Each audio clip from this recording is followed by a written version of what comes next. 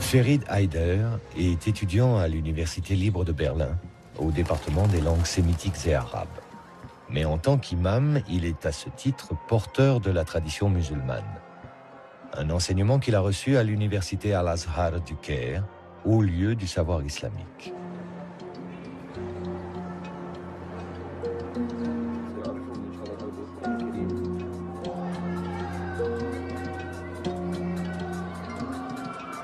Dans la mosquée, les étudiants venus du monde entier se retrouvent pour des discussions théologiques, un partage de connaissances, et pour la récitation du Coran, comme un écho perpétuel à la révélation faite au prophète Mahomet au tout début du 7e siècle.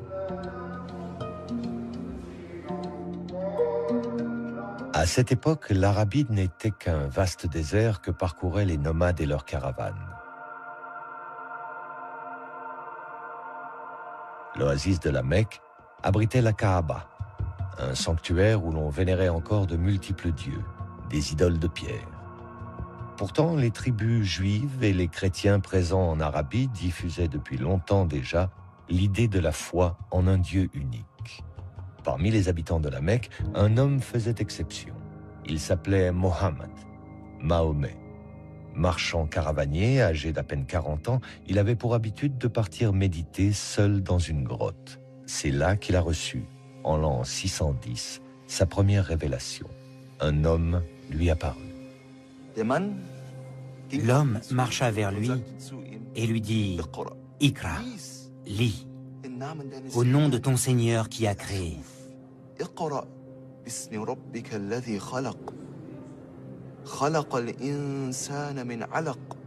Qui a créé l'homme d'une adhérence.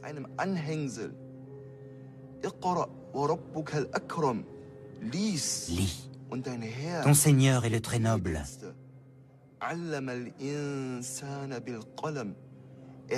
Qui a enseigné par la plume. A enseigné à l'homme ce que l'homme ne savait pas. Et cet homme que le prophète Mahomet a vu, c'était Djibraïl, l'archange Gabriel. Cet archange en qui les chrétiens et les juifs croient aussi. Ces 5 versets furent les premiers de la révélation faite à Mahomet.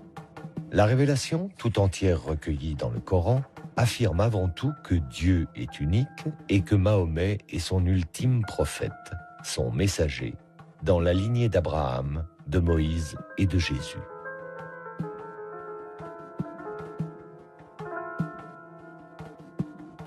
Elle aborde aussi les grands thèmes de la soumission à Dieu, de la récompense des fidèles ou du jugement dernier.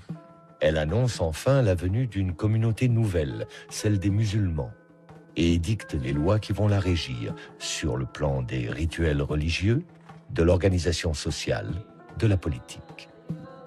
Au fur et à mesure qu'il les recevait, Mahomet partageait ses révélations avec Khadija, sa femme, puis avec son cousin Ali et ses amis proches, qui allaient former son premier cercle de fidèles, les compagnons. Ensemble, ils apprenaient par cœur chacune des révélations que le prophète continuait de recevoir. Ils les récitaient inlassablement pour ne rien en oublier.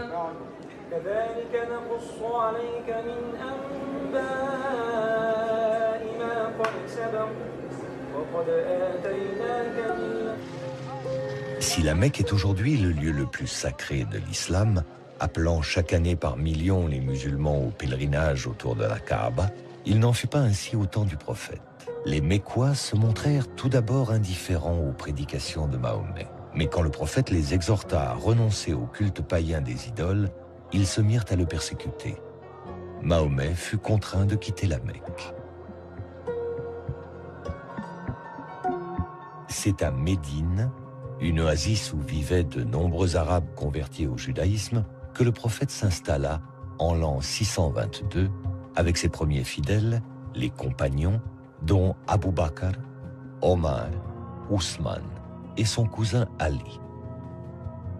Médine fut sacrée capitale du premier État islamique. À la tête d'une communauté nouvelle et dotée d'une puissante armée, le prophète Mahomet partit à la conquête de nouveaux territoires.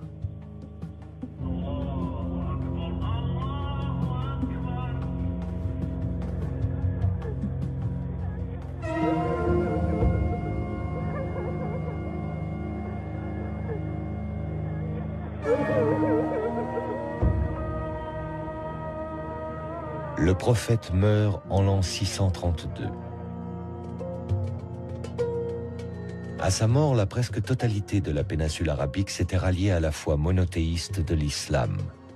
Mais le prophète ne laissa aucune indication quant à sa succession. Ses 4 compagnons se réunirent et c'est Abu Bakr qui fut désigné premier calife. Ali revendique aussi la succession, au nom des liens du sang qui l'unissaient au prophète, mais le califat lui fut refusé. Et c'est cette première divergence qui, 2 siècles plus tard, divisera les musulmans en 2 branches. Les sunnites, aujourd'hui majoritaires dans le monde, qui s'attachent à la lignée des califes Abu Bakr, Omar et Ousmane, et les chiites, qui se rattachent à Ali. Alors qui, une fois le prophète disparu, allait prendre l'initiative de la mise par écrit du Coran? Qui allait faire des révélations un véritable livre? Avec quelle volonté? Strictement religieuse ou déjà politique? Et dans cette transcription de la parole de Dieu, quelle sera la part de l'intervention humaine?